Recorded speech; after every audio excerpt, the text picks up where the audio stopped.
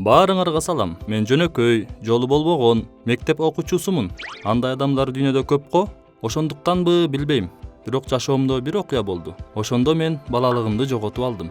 Бир жолу үйгө баратып, абдан кыялдарга батып кеттим. Атам кандайдыр бир жол менен жоголуп кетсе, же мени инопланетендер качырып кетсе. Себеби мен ал күнү сабактан 3 жолу 2 деген бааны алдым. Албетте, ата-энемди мектепке чакырышты. Атам маселени караштырып түшүнгөнгө аракет кылбай, жини менен дароо курун чыгарчу.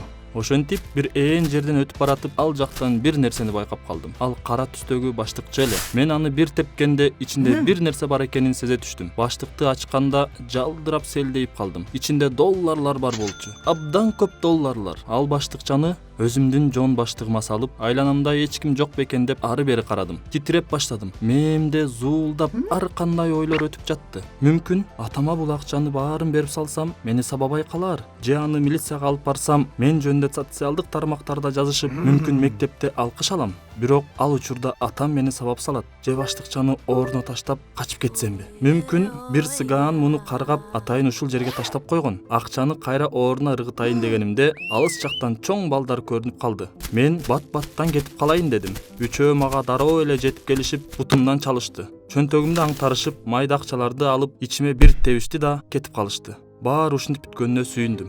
Мен акчаны бир курулушта катып койдум да үйүмө кетип калдым. Атам мени катуу сабап жатты. Бирок мен такыр оор сезген жокмун. Бүт ойлорумду таап алган акчаларым ээлеп алды. Кийинки күнү мектепке баратканымда курулушта куруучулар иштеп жатканын көрүп калдым. Кыжырым кайнап кетти. Алар түшкү тамакка кеткенге чейин күтүп отурдум. Баштыкчанын оозун ачып, акчанын баары ордунда экенин көрдүм. Ошол күнү мектепке барган жокмун.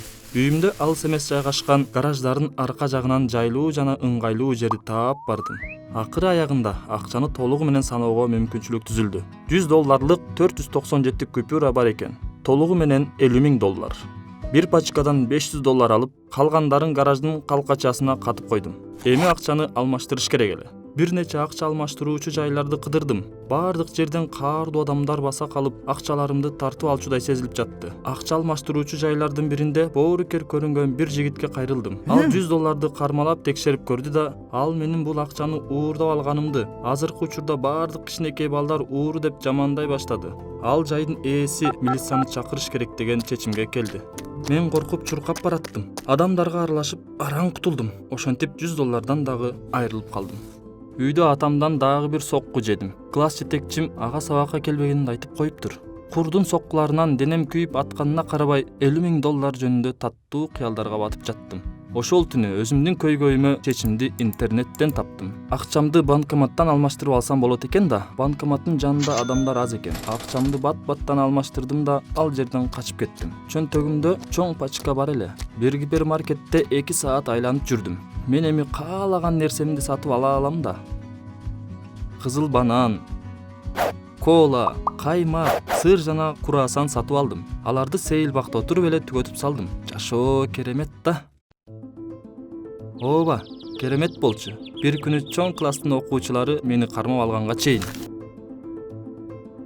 Алар мени дааратканадан кармап алышты. Мен аларга майда акчамды берип, ыйлагым келип турду. Алар мени желкеме уруп, эч кимге айтпашымды эскертишти. Ошол күндөн тартып менин жашоом толугу менен өзгөрдү.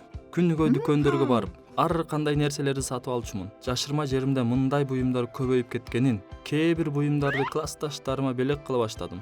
Мисалы, сүрөттөрү бар китептерди, учак оюнчуктарды, бейсбол топторду бир классташ кызга аудиоплеерда белек кылдым. Алар абдан сүйүнүштү. Мени суктануу менен карай башташты. Өзүмө албетте мындан да сонун нерселерди сатып алчумун. Акыры өзүмө жаңы 10 ядырлуу оюндар үчүн смартфон сатып алдым да, сейилбактын бир жерине жашынып алып ойночумун. Бир жолу чоң класстын окуучулары мени кайра дааратканадан кармап алышты. Алар мени башыман аягыма чейин аңтарышып, байпактарымды да, жон баштыгымды да карашты. Жыйынтыгында 15,000 сом, телефонумду жана майда буюмдарымды таап алышты. Алар менин байлыгыма абдан таң калышып, каяктан алганымды талбай сурап, милиция чакырабыз деп коркутуп жатышты. Мен такыр унчукпай койдум. Арасынан бирөөсү чыдабай, менин акчаларымды өздөрүнчө бөлүшүп жатышты. Менин акчаларымды, бирок алардын ичинен эң улуусу жана мүмкүн эң боорукери алардан акчаларды тартып алып, кайра мага берди. Ал далыма досторчо чапты да, акчаларымды көп көрсөтө бербешим керектигин, жөнөкөй жана этият болушум керектигин айтты. Эгер кимдир бирөө мени капа кылса, алар мага окшогон мыкты бала үчүн болушуу тууралуу айтып мага көз кысты. Атымды да сурашты. Алар кеткенден кийин чоң акча кереметтүү нерселерди кыла алаарын түшүндүм. Акча ашынган душманды да дос кылат экен. Аттиң. Бир нече күн мен абдан тынч жүрдүм. Окуум да жайына келе баштады. Мени мектептин эң башкы жиндилери да урматтап баштады. Күнүгө мени менен учурашып, далма чабышып, ал абалымды сурап турушту. Бардык мектеп алардын ичинен менин тең туштарым таң калышчу. 50 Cent'тин сүрөтү бар жакшынакай бейсболкаларды берсемби, же электрондук саат белек кылсамбы? Же кое тур, алардын жакында сынактары болот да. Калем сабы менен күндөлүк белек кылайын. Үйүмө баратып, өзүмдүн жашырма жериме барып, ал жактан дагы $200 алдым. Чамды кайра санап чыктым, дагы көп бар эле. $48,000. $48,000. Акчаларыма бейпил түн каалап, үйүмө чуркап кеттим. Түндө уктай албай көп кыйналдым. Түшүмдө үйүбүздү суу басып, ал жакта крокодилдер сүзүп жүргөнүн көрдүм. Таң да катты. Бирок эмнегедир акчаларыма тартып туруп алды. Көпкө чейин бир чечимге келе албай, жүрөгүм бир нерсени сезгенсип, бир барып текшерип көрүүнү чечтим. Жакындаган сайын жүрөгүм дүкүлдөй баштады. Акыры гараждардын арка жагына жетип, бирок гараждын калкасынан баштыкчамды таппай калдым. Эмне? Бирөө мага муздак суу куюп жибергендей болуп, селдейип эле туруп калдым. Жашоомдо ушундай шок болгон эмесмин. Көңүлүм чөгүп, отуруп калдым. Канча убакыт өткөнүн билбей, үйгө кечинде кайттым. Толук бир жум ооруп жатып калдым. Апам жаныман чыккан жок. Акырында буулугуп 2 саат тынбай ыйладым. Эмне болуп жатканын такыр түшүнө албай атты. Доктурлар да мага диагноз кое алышкан жок. 10 күндөн кийин мектепке бара баштадым. Мектеп, сабактар, классташтарым, досторум акырындап менин жөнөкөй жашоомо кайтуума жардам беришти. Колдоочуларым болгон чоң класстын окуучулары өзгөчө көңүл буруп жардам берип атышты.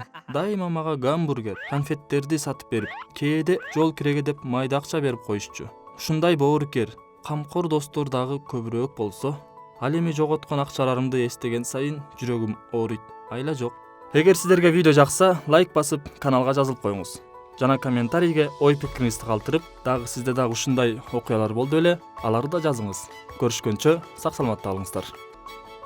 Каналга жазылгыла жана досторуңар менен бөлүшкүлө. Жаңы бөлүмдөрдү өткөрүп жибербеш үчүн коңгуроону басып койгула.